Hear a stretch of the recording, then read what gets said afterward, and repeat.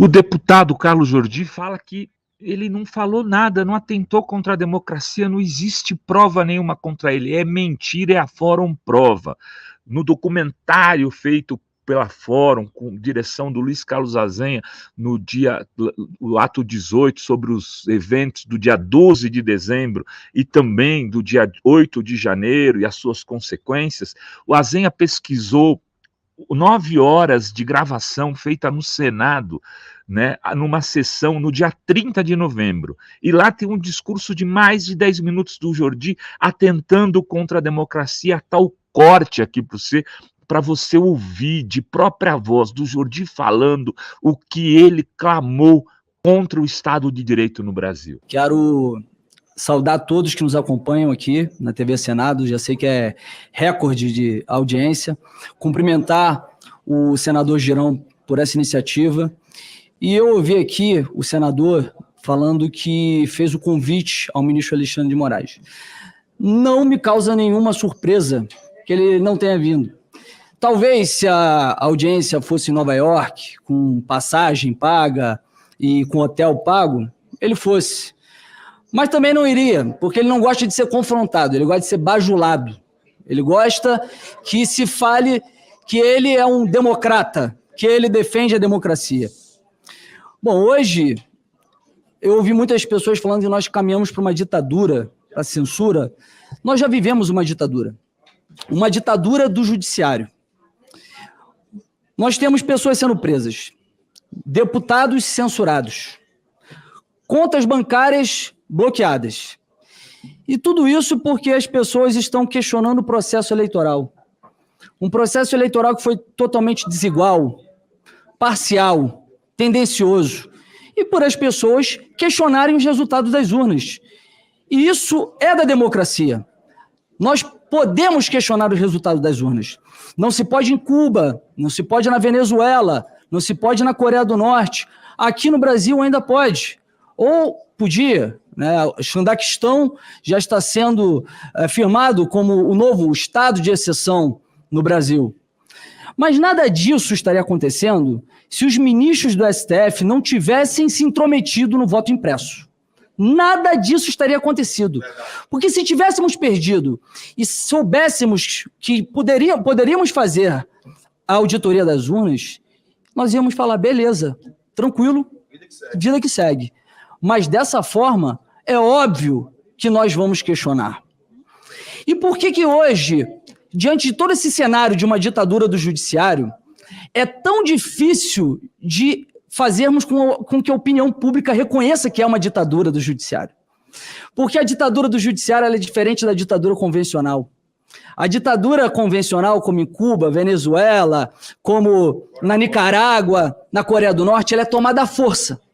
Então ela não tem legitimidade, a imprensa não fica favorável.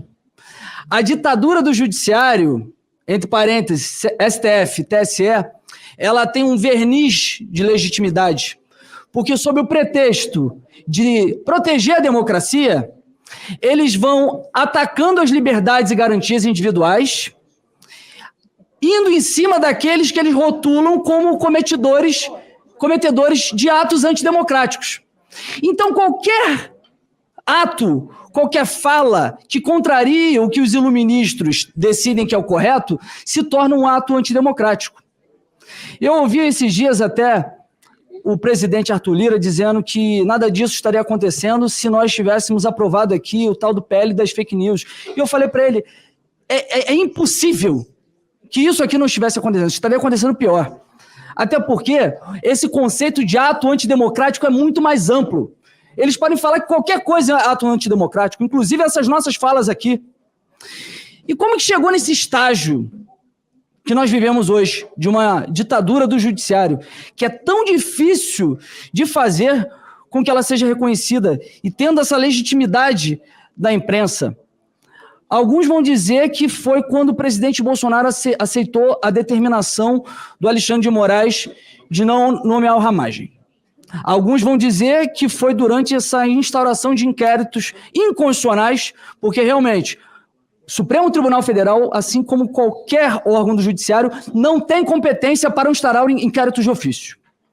Alguns vão dizer que foi na prisão de Daniel Silveira, um deputado que gozava das suas prerrogativas parlamentares e que foi preso de uma forma injusta, vil e totalmente insana. Foi o que aconteceu com ele e que, infelizmente, a Câmara dos Deputados se acovardou, se ajoelhou e deu mais hipertrofia de poderes ao STF.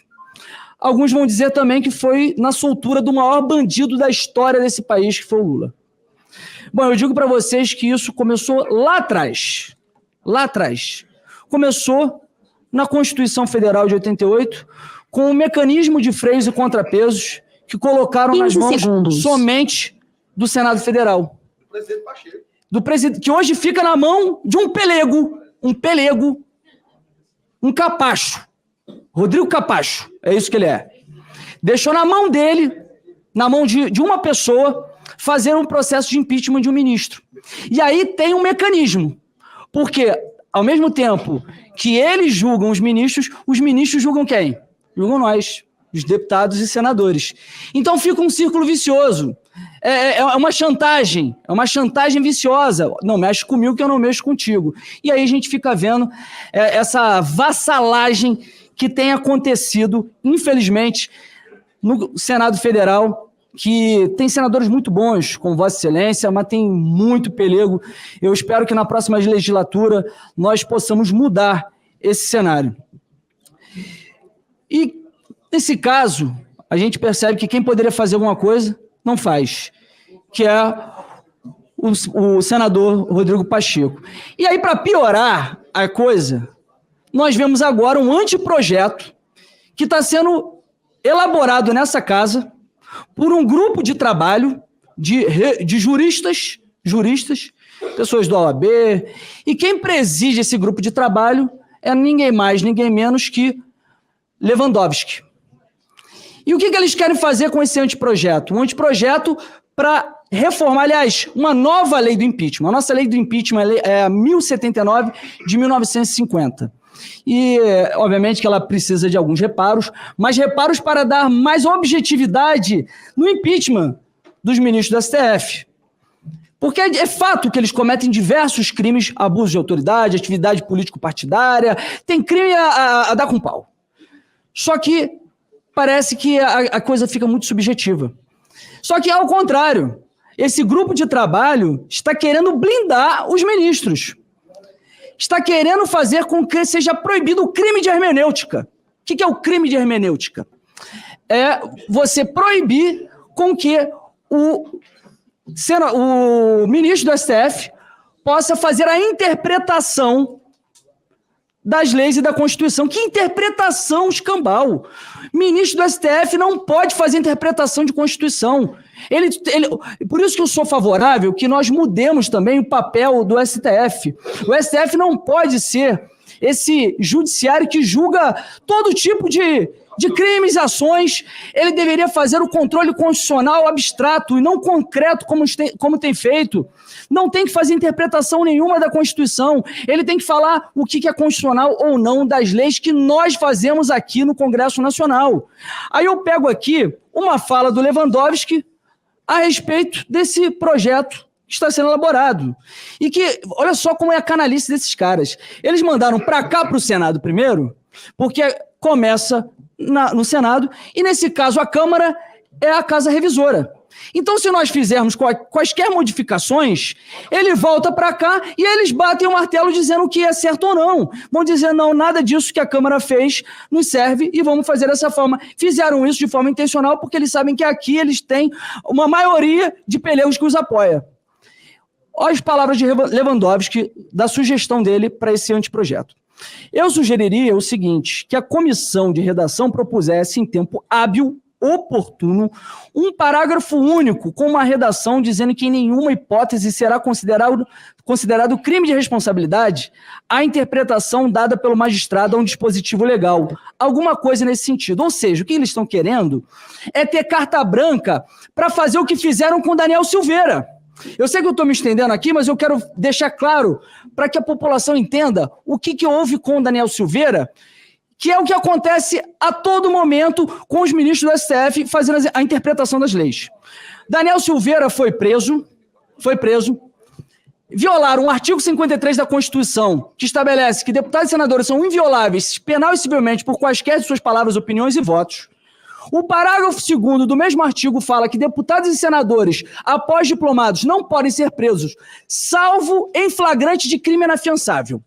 Quais são os crimes inafiançáveis e que não admitem extrapolação legal, infraconstitucional, de acordo com até mesmo diversos julgados do próprio STF?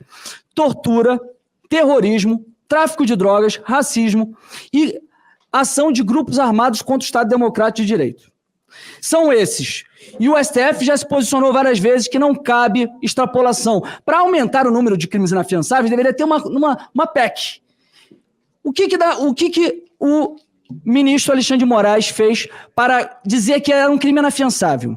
O Código de Processo Penal, no seu artigo 324, inciso 4, o caput fala, não se concede fiança, alguma coisa nesse sentido. E o inciso 4 fala, quando estiverem presentes os requisitos da prisão preventiva. Não cabe prisão preventiva para deputado nem para senador. Ou seja, ele fez um malabarismo para dizer que, como estavam presentes os requisitos da prisão preventiva, não se concede fiança. E se não se concede fiança, o crime é inafiançável. Isso é um absurdo. E eu fico indignado ao ver que tem deputados, senadores, imprensa, juristas aplaudindo essa decisão teratológica que foi realmente o ponto crucial para dizer para esses caras que eles têm poder para fazer o que eles quiserem. Porque o crime inafiançável, ele é inafiançável por natureza, está na Constituição. O furto, por exemplo, ele não é inafiançável. Pode não se conceder fiança para o furto no caso de estarem presentes os requisitos da prisão preventiva. Mas ele não se torna inafiançável por isso. E foi essa canalice que foi feita por Alexandre de Moraes e num conluio entre todos os senadores, entre todos os ministros do STF, aceitaram para condenar o Daniel Silveira. E, infelizmente, a casa em que faço parte, a Câmara dos Deputados, muitos também se acovardaram, dando poderes ao STF. Para concluir, pessoal, deputado, para concluir, eu digo para vocês que é um momento muito complicado que nós estamos vivendo. A minha esposa fala comigo, você vai ser pai agora? Minha esposa está com 9 meses. Ela disse, você vai ser pai agora? Para um pouco com isso, tira um pouco o pé do acelerador, olha o que você está fazendo. E eu falo para ela, amor, eu não vou parar. Eu fui eleito para isso. E eu tenho certeza que lá no futuro, nós temos duas opções. Entrar para a lata do lixo da história ou fazer história. E eu não quero ser lembrado pela minha filha como alguém que entrou pela lata do lixo da história. Eu vou lutar até o fim pela liberdade.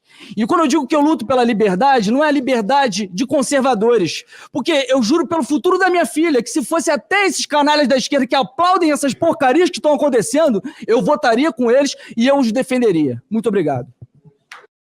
Muito bem, deputado Carlos Jordi, do Rio de Janeiro. Muito obrigado pela sua participação.